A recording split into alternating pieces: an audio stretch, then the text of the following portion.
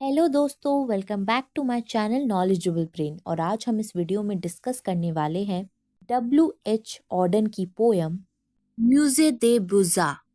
French words हैं, English translation इसकी ये है म्यूजियम ऑफ फाइन आर्ट्स। तो आज हम इस पोयम की समरी को डिस्कस करेंगे और कुछ इंपॉर्टेंट पॉइंट्स को जो आपसे एग्जाम में पूछे जा सकते हैं। मैंने ऑलरेडी इस पोयम को लाइन बाय लाइन समझाया है, मेरे चैनल पर आप जाके देख सकते हैं। वीडियो ढूंढने में कोई दिक्कत हो तो British poetry drama of 20th century में आपको सारी वीडियोस मिल जाएंगी। तो चलिए बिना टाइम वेस्ट करे इस पोयम को समझते हैं।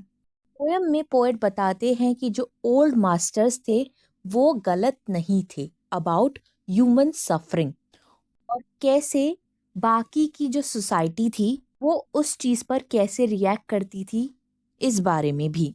वो बोलते हैं कि जब कोई इंसान सफ़र कर रहा होता है तो बाकी के लोग अपना रेगुलर बिजनेस, अपने काम काज पर जो भी उनका काम है उसको रोकते नहीं हैं। जो बूढ़े लोग हैं वो बस दुआ करते हैं कि कोई मिरेकल हो जाएगा, और जो बच्चे हैं वो कोई कंसर्न नहीं दिखाते हैं। इवन सोल्जर्स के लिए जो शहीद हुए हैं हमारे देश के लिए, उन तक के लिए लोग कंसर्न नहीं होते।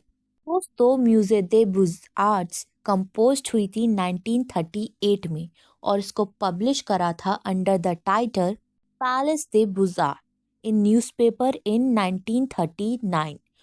दोस्तों, इस पोयम को ऑर्डन ने बाद में इंक्लूड किया था अपनी वॉल्यूम अनदर टाइम में इन 1940। ये पोयम ऑर्डन ने तब लिखी थी जब वो बेल्जियम में थे। दोस्तों, उस वक्त पे ऑर्डन को एक पेंटिंग दिखी थी जिसका मेंशन उन्होंने इस पोयम में किया है। वो पेंटिंग उस वक्त वहाँ पे टंगी हुई थी। दोस्तों, अक्सर इस पोयम को ट्रांजिशन पोयम माना जाता है क्योंकि ये पोयम पोएट के अर्ली स्टेज के मुश्किल और कॉम्प्लेक्स कविता और उसके बाद के सिंपलर और ज़्यादा कन्वेंशनल पीरियड के बीच का एक ब्रिज है। इस पोयम का जो स्ट्रक्चर है वो काफ़ी ज़्यादा शॉर्ट है। इसमें वर्बल डिस्क्रिप्शन है इमेजेस का। जिस म्यूजियम में ऑर्डन गए थे वहाँ पर बहुत फेमस ओल्ड मास्टर का कलेक्शन था। ओल्ड मास्टर यहाँ पे मतलब है काफ़ी फेमस पेंटर्स, फेमस आर्टिस्ट का कलेक्शन। वो पेंटर्स पर्टिकुलरली नीदरलैंड के थे।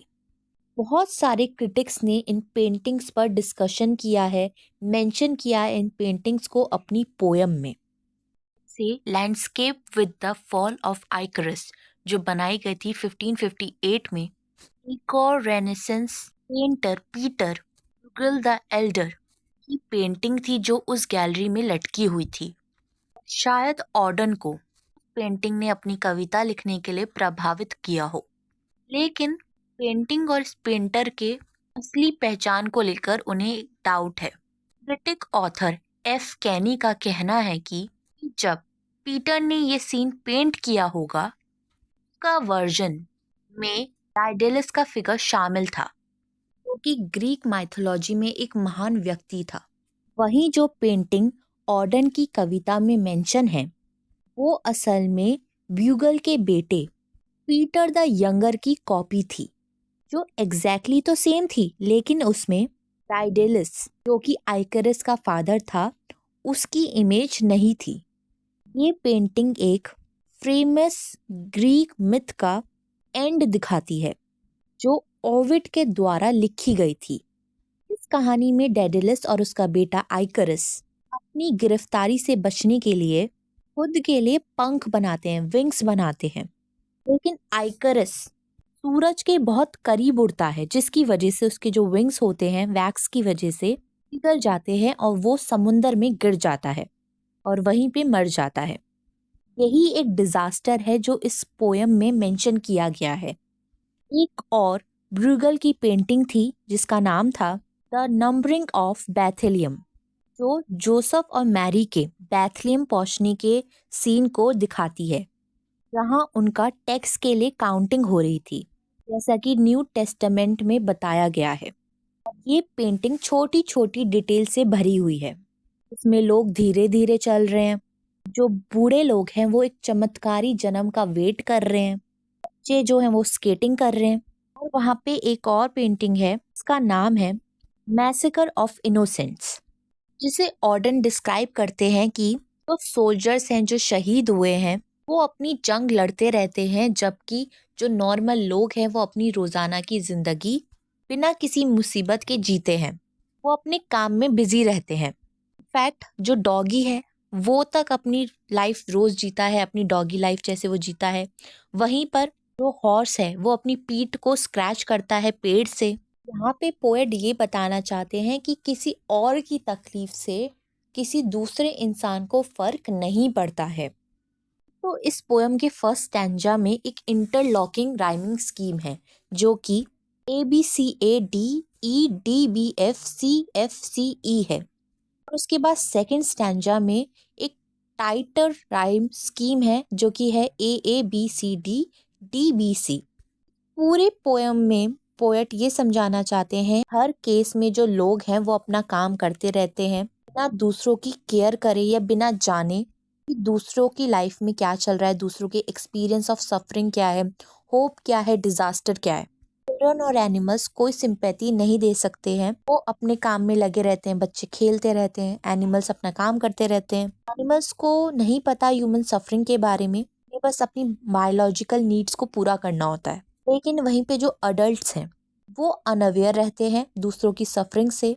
वो कहते हैं कि एक प्लॉ मैन है, उसने शायद आइकरस के फॉल को देखा होगा लेकिन उसको कुछ इम्पोर्टेंट नहीं लगा होगा और वो अपने हल चलाने में लग गया। एक शिप भी थी जो उसके पास से गुजरी थी, उसने भी नोटिस किया होगा शायद, लेकिन उसको भी कहीं और जाना था, इसलिए वो कामली अपना काम करती रही। इस पेंटिंग में एक और करेक्टर है, शेफर्ड, गाय बकरियां चलाता है। उसने ऊपर देखा था perhaps at Daedalus, लेकिन पोयम ने उस सीन को ज्यादा मेंशन नहीं किया है। पोयम सिर्फ ये बताती है कि सब कुछ बहुत शांति से चल रहा था जबकि कहीं पर डिजास्टर हो रहा था। दोस्तों इस पोयम में ड्रेडफुल मार्टिडम को कंपेयर किया गया है, रेफरेंस दी गई है as a the fall of Icarus. इस पोयम में फेमस पेंटर को ग्रेट मास्टर्स बोला गया है। पोयम में जो ग्रीक माइथोलॉजिकल का जिक्र है वो है the fall of Icarus. I hope आपको सारी बातें क्लियर हो गई हो। अगर आपको इस पोयम को लाइन बाय लाइन समझना है आप मेरे चैनल पर जाके वीडियो को देख सकते हैं। आज के लिए बस इतना ही, और वीडियोस देखने के लिए हमारे चैनल को लाइक करें, शेयर करें और सब्सक्राइब करना बिल्कुल भी ना भूलें। Thank you for watching this video.